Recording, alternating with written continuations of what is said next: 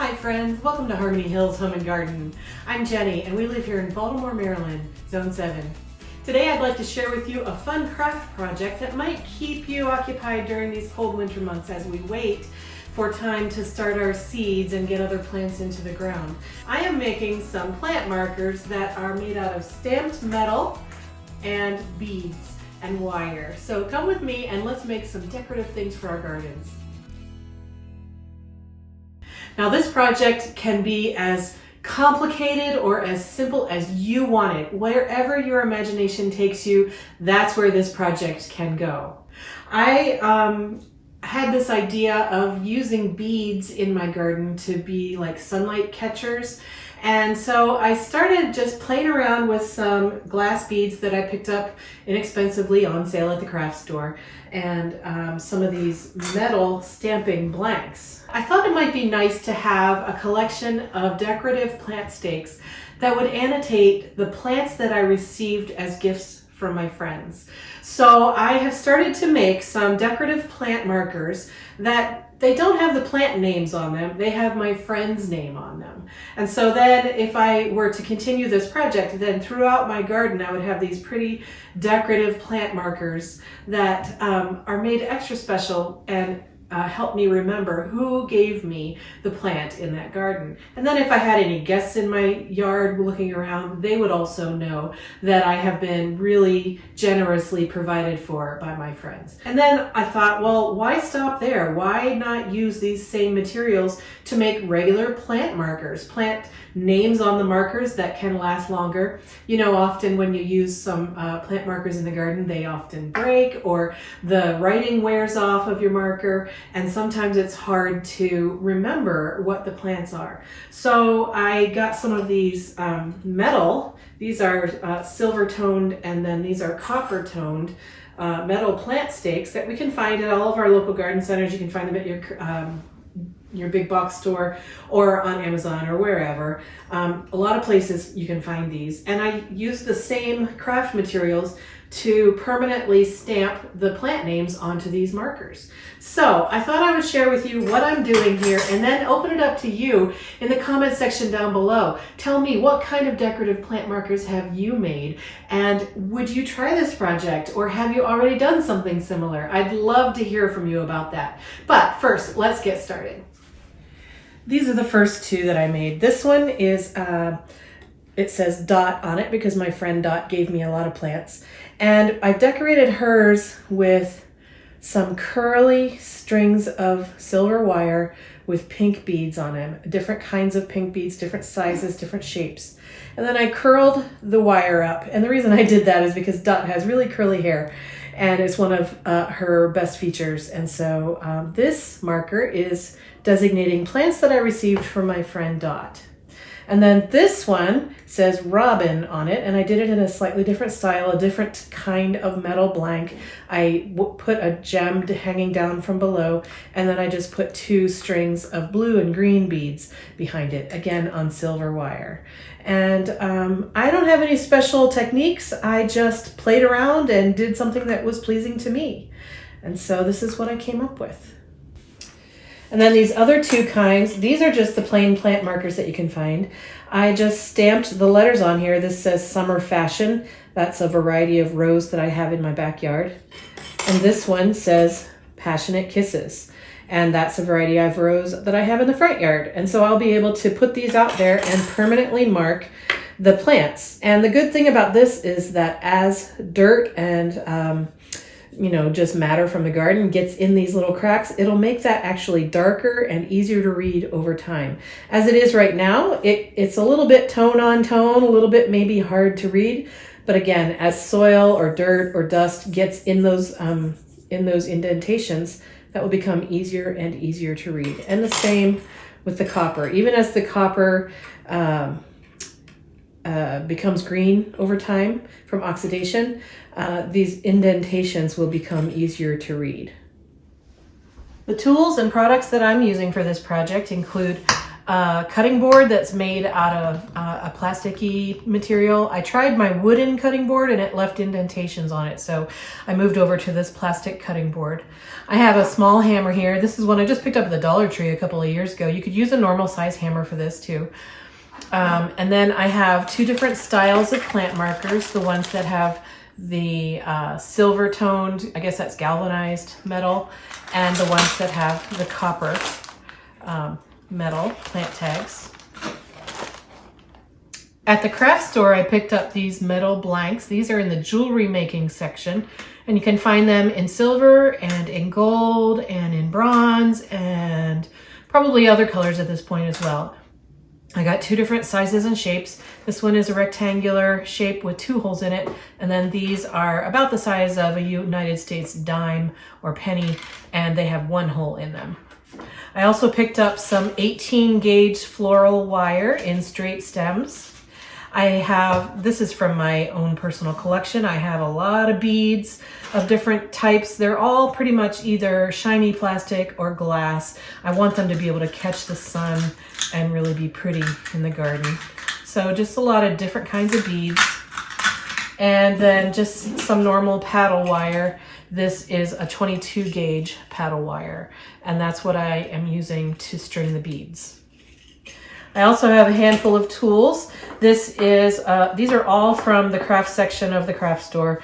This is a wire straightener tool. I don't know what its official name is, but you use this in jewelry making. This is a flat nose needle nose plier. I do have some round ones and some other shapes of these as well. And then this is just a wire cutter, and I normally don't go for the girly pink tools because they're lower quality than the regular ones, but that's what I found. Okay, and then this is the most important tool for this particular project. This is a metal alphabet stamping set, and it comes in a wide variety of fonts. This one happens to be sans serif. And so it shows on the back of the package what the letters look like when they're stamped out. This is capitals and the ampersand, and that's all that's in this set. There are no numbers in this set. So this is what you use to stamp the metal and get the letters onto the metal blanks. You can buy these at a craft store. You can also find them online in a variety of places if you do a search for metal, stamped metal art, or this brand Impress Art sells a lot of different fonts of it, but also other makers. You're looking at jewelry supply makers and craft stores for this kind of product. To stamp your metal, whether you're using one of these jewelry blanks from the craft store or a plant tag from the garden center, it's the same process. And I just finished one here. I'm going to set that aside, but I'm going to start another one. And I'm going to put one of my friends' names on here, and so that I can commemorate the plants that I received from this friend. And this one will be Judy, my daughter-in-law's mother. So I'm looking for my J in this letter kit.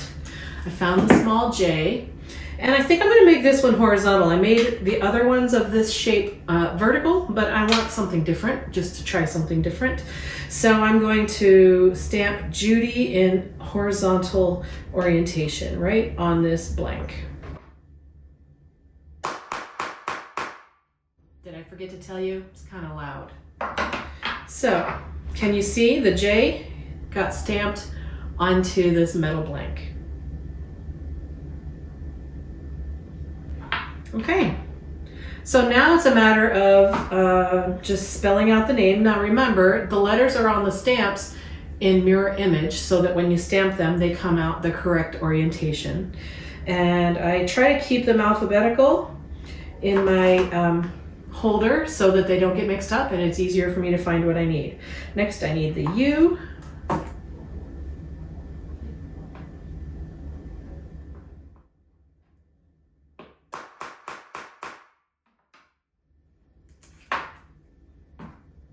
And the D. Now, lining the letters up on the stamp is a bit of a learning curve. I found that my first ones are really widely spaced too far apart, so I learned a little bit from that. And also, they're not exactly perfectly level. I personally say that adds to the charm of the project. And then I just do my best to line them up where I think is right. All right, so that D's a little crooked. Oh well, sorry Judy. It just adds a little bit of character, doesn't it? And lastly, I need a Y.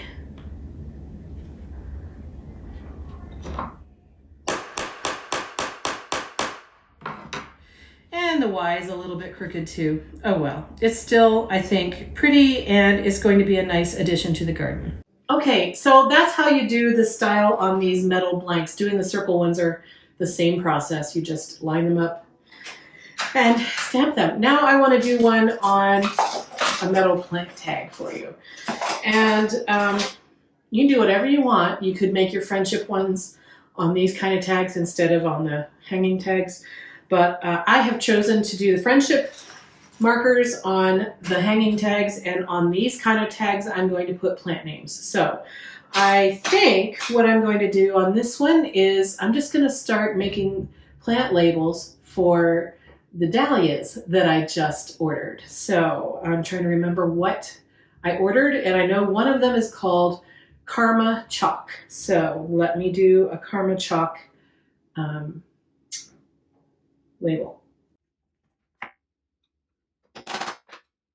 I have found that with these metal with these metal tags, the stamp on top of this cutting board doesn't go as deep as I'd like it to, so I'm a little bit worried that it won't make the indentation that I want. So I'm actually going to get a piece of cloth and lay it between the tag and the cutting board.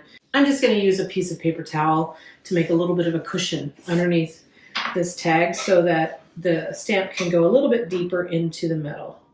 Now, I have found that it's really difficult to line it up and re-stamp on exactly the same spot as before, but I'm going to give it a shot.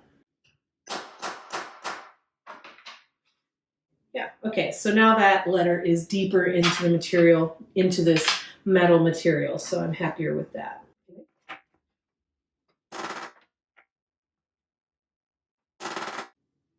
Oops, I put that R sideways. It happens, folks.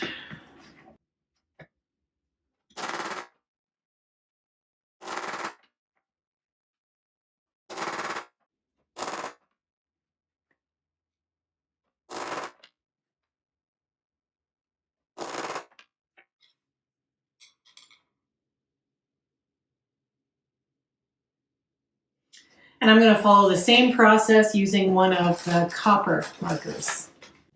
Let's see, what else did I buy? HS Flame. I bought that one, I know for sure.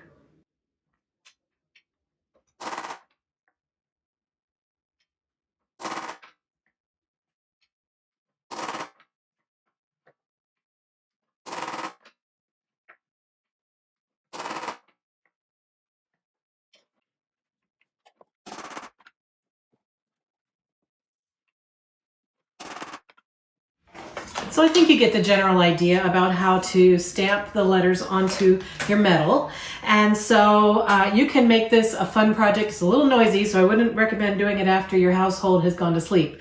You might want to do it outside, depending on where you live. This is a fun project to do while we're waiting for our seeds to be able to be started, or waiting for the time to come around when we can really get out into the garden again. So I thought I would share with you how I made some of these beaded friendship tag markers. So for the ones that hang vertically with two holes, I'm going to hang it from the top hole, and then from the bottom, I'm going to hang a pendant kind of thing.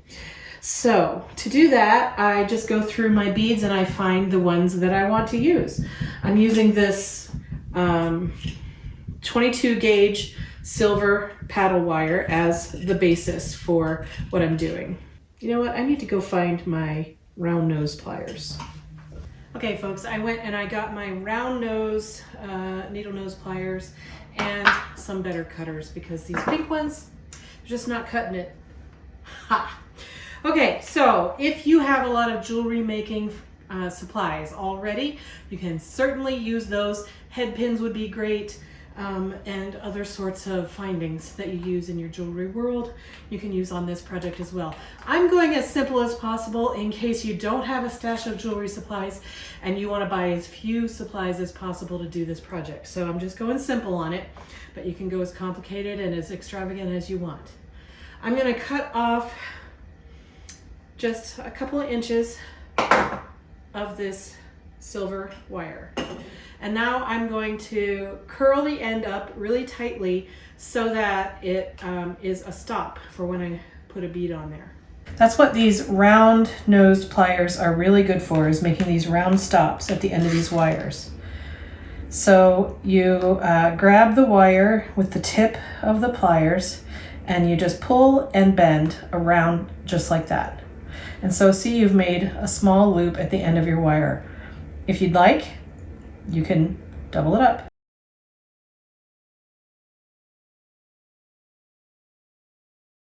Like that.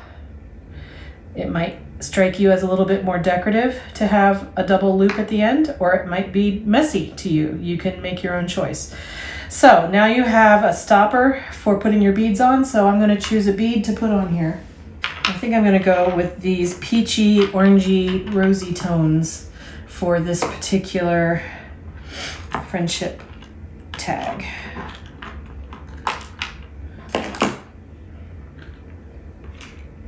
I think you can string these any way you want, any pattern you want, any decorative style that you want.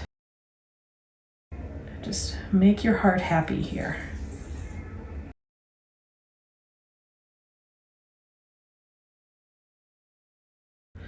All right, I think I'm going to go with that. I'm going to straighten out this little curly Q a little bit down here so that it hangs straight. Again, you could have used a head pin there if you had some of those in your stash. And now I am going to connect it onto the bottom of here. There's probably a lot of ways you could do this, but the way I'm going to do it is I'm going to string it through the front like that. And then back here, I'm going to cut this off with a little bit of room to spare. And then I'm going to curl the end of this, just like I curled the bottom of it, to, again, just form a stop behind the metal blank.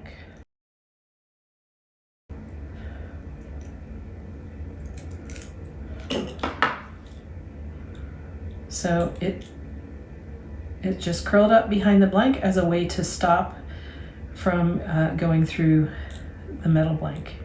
And now it hangs like a pretty pendant. Okay, and so now I'm going to make some more decorative strings to hang at this top part like I did the other ones. So again, I'm just going to take a length of metal. I'm going to make a curly Q stop at the end of it.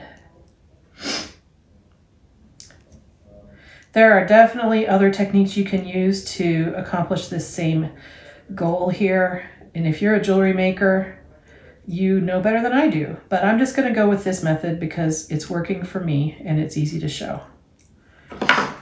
So again, I've just made a stop down there, and now I'm just going to string beads in a decorative pattern along here. All right, and I am no jewelry designer. I'm pretty much like a kindergartner when it comes to threading beads on string. I like a lot of variety, and I am really very easy to please here. So.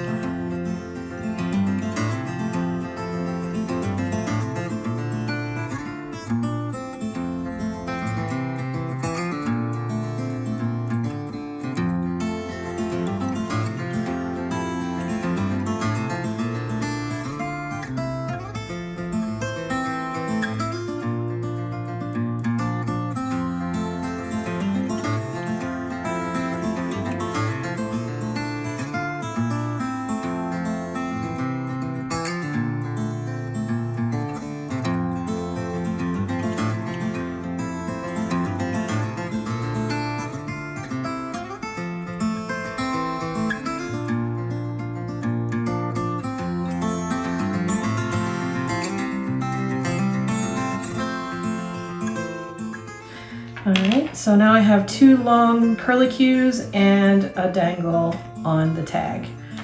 So now let me show you how I make the top of the plant tag. So the first thing I'm going to do here is make a loop onto which I'm going to string my dangles.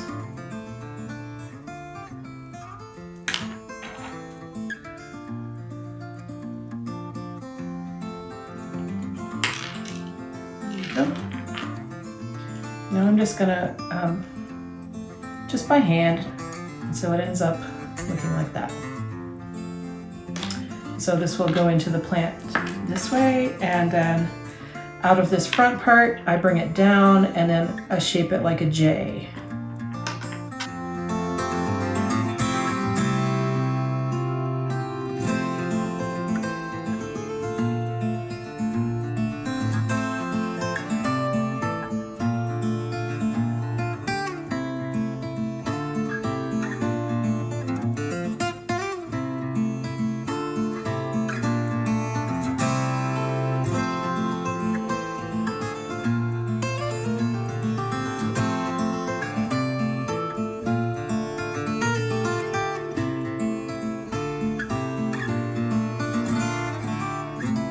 So here's the finished tag. Comes up, loops around, these are where the dangles go, and then it loops around and comes down and forms a J. That's where the tag goes, and then that closes it off so that nothing falls off.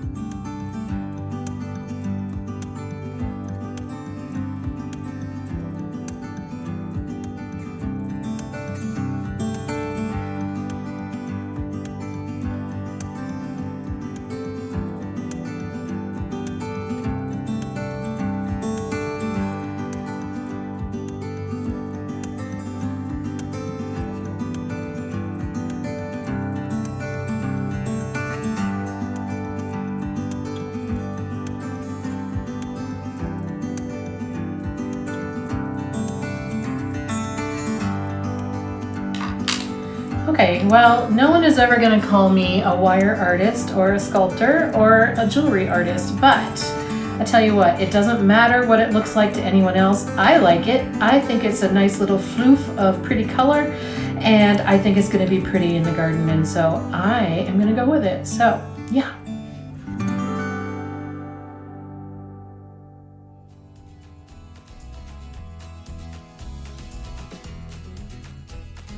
Thank you so much for following along with me today on this fun craft project. This is giving me something to do in these cold winter days where it's too cold to be outside. I hope you enjoyed what you saw, and I would love to hear from you in the comment section down below. Please tell me, what kind of plant markers do you do, and have you ever done any craft-related plant marker projects? Let me know. I'd love to hear from you and share ideas. Thanks so much. I hope you'll come back again soon. Take care, friends. Have a good day.